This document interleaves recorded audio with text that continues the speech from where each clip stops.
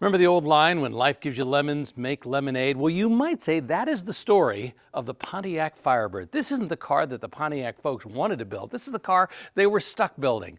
But in the end, I think you'd have to agree, they made pretty good lemonade out of this. Hi there, Rick DeBrule with another collector car profile, once again here at the Martin Auto Museum in Phoenix, a spectacular collection of more than 170 cars that spans the full automotive spectrum, including this 1967 Pontiac Firebird. All right, before we get to the Firebird, we have to talk about what was going on in the mid-1960s. Of course, in 1964, in April, we all know what happened. That was when the Mustang was released. The pony car war was launched in full form, and you can absolutely say that General Motors was caught flat-footed. They did not have anything ready to compete with that Mustang right away. In fact, it took them 2.5 years to come out with their own version, of course, the Camaro. Now, you could argue that while the Mustang was built on an old Firebird chassis, the Camaro was built on a forward-looking Nova chassis. It was much more sophisticated for its day. But it didn't matter. The Mustang had the jump on everybody, and everybody loved that car. So when the Camaro finally was introduced in September of 1967, it had to play a lot of catch-up. Now, Pontiac, as I mentioned, didn't want to build a Firebird. What they wanted to build was a car called a Banshee. John DeLorean, who was the head of the Pontiac division back then, he really wanted to build a car to compete with the Corvette, a two-seater. In fact, they had built a Banshee prototype that they actually envisioned as becoming their car of the future. But the brass at General Motors said, why do we want to compete in that division, which is a very low, small number division, when we should be competing elsewhere? So, kind of as a consolation, when the Camaro was in full swing in production, they said, here's what we'll do. We'll give you the Camaro, what's called the F-body chassis, and you can do something with that.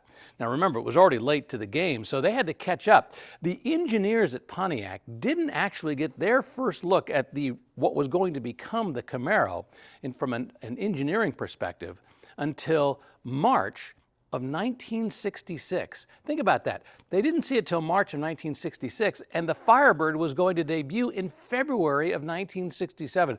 That meant they had just 1 year to do all the engineering work necessary to change a Camaro into a Firebird. Pretty impressive for what they were able to achieve, once again, in just 1 year. When you get a chance to see the two cars side by side, the Camaro and the Firebird, it's pretty obvious that they came from the same gene pool. Obviously, they were working with the same stuff, and as a result, they come very, very close to looking like the same cars. In fact, there's a number of parts that are interchangeable.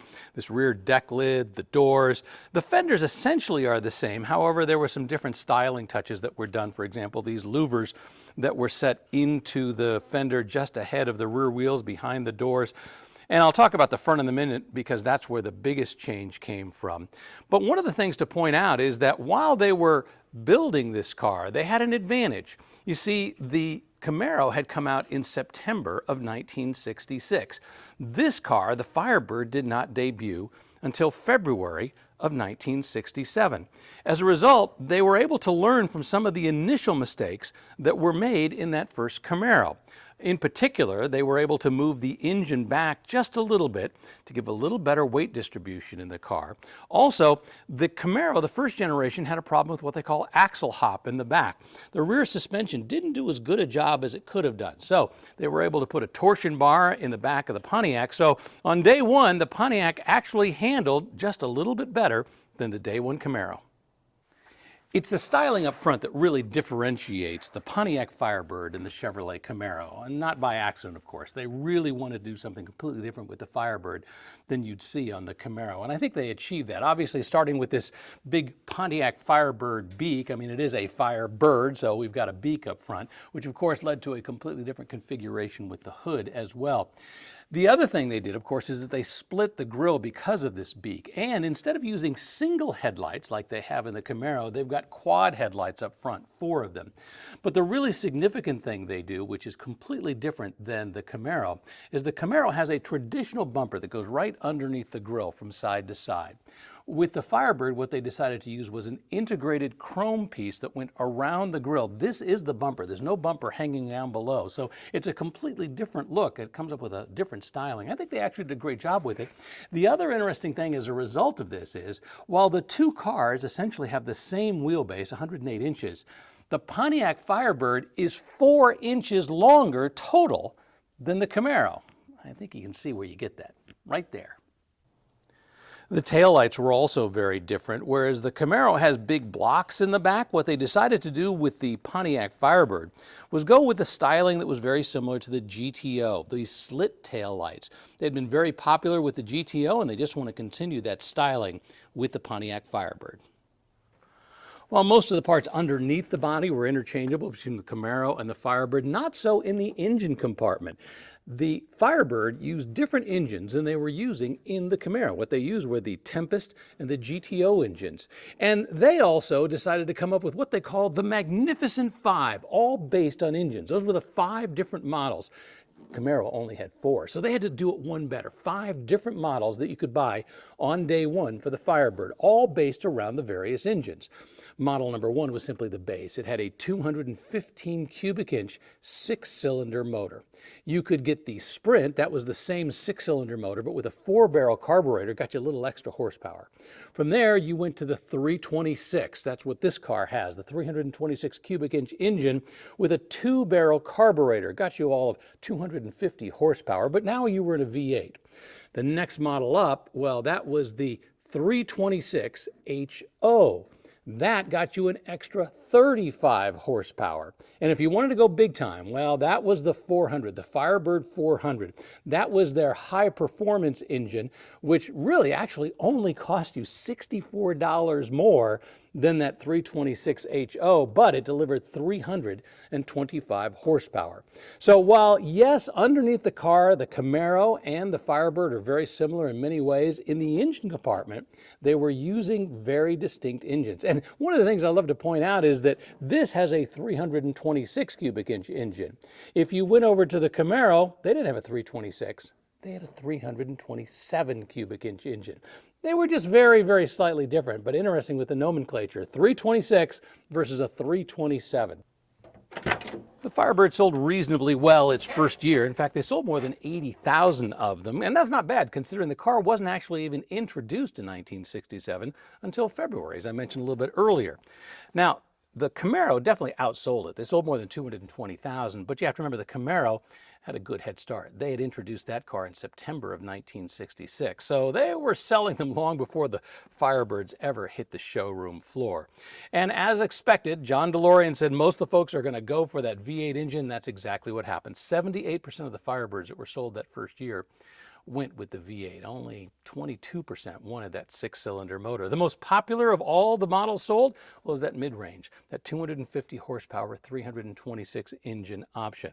Not a big surprise. The performance was starting to come on in a big way, and so having that V8, even the respectable 326 without the HO or the 400 under the hood, that was a solid choice. Now, as I mentioned, there were a lot of compromises in the Firebird, and one of them had to do with the name Firebird. Remember, Pontiac engineers, the Pontiac division, had wanted to build a 2-seater that was going to compete with the Corvette. It was going to be called the Banshee. Now, the Banshee name had actually come from a Korean War fighter jet. It was a McDonnell Douglas, I think it was the F-2H fighter jet. And they loved that name, kind of that screaming sound. And then right before they were getting ready to order all the badges, the name badges that were going to go on the Firebird, one of the marketing folks decided, maybe I should look a little bit further into this. What does Banshee actually mean?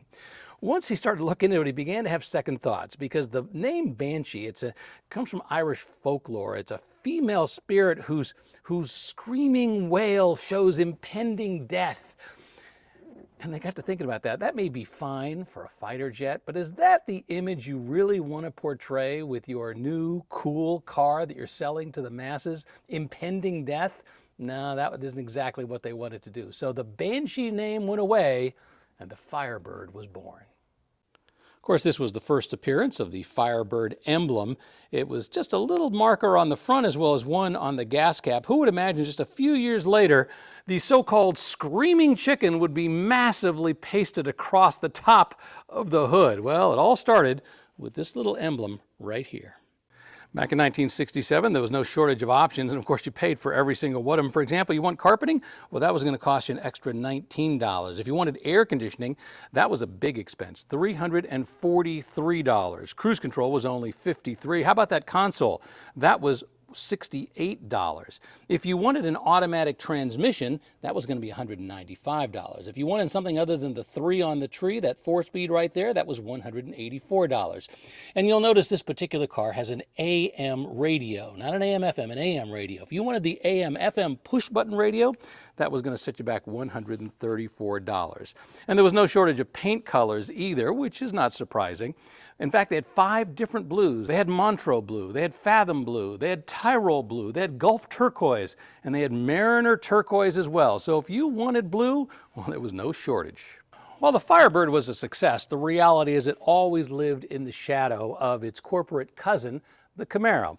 As I mentioned, they sold more than 220,000 Camaros that first year. In the first 3 years that they built this first generation of the Firebird, they sold 250,000. Now, there were 2 things, though, that came along a little bit later that massively increased the popularity of the Firebird. Now, the first happened in 1969. That's when Pontiac decided to license the name Trans Am. Trans Am was a racing series for sedans, and it was Camaros, it was Mustangs, and of course it was Firebirds. Interestingly enough, the Firebird didn't actually do very well for a long time in the Trans Am series, but they decided to license the name, and that became very, very popular. And then there was this movie, you might remember it, with Burt Reynolds, Smokey and the Bandit. Yeah, that black and gold Trans Am. Boy, that massively increased the popularity of the Firebird. It was a Firebird Trans Am, and everybody wanted that Smokey and the Bandit look. So that kept it going for an awful long time. Unfortunately, a lot of good things do come to an end. The very last Pontiac Firebird was built in 2002, and the reason being they were phasing out the Camaro at the same time. With no Camaro, there could be no Firebird, and as a result, it went away. Now, the Camaro did come back. After 8 years, it came back in 2010. But in 2010, the Pontiac division was phased out. With no Pontiac, there could be no Firebird. With no Firebird, well, that long line of Trans Ams and performance car coming out of the Pontiac division had to come to an end. It's unfortunate in so many ways because there's an awful lot of people that would love to see a modern version of a Pontiac Firebird. I've even seen some body kits that have been applied to modern Camaros. But the end of the line of the Firebird was 2002. But boy, what a line it was.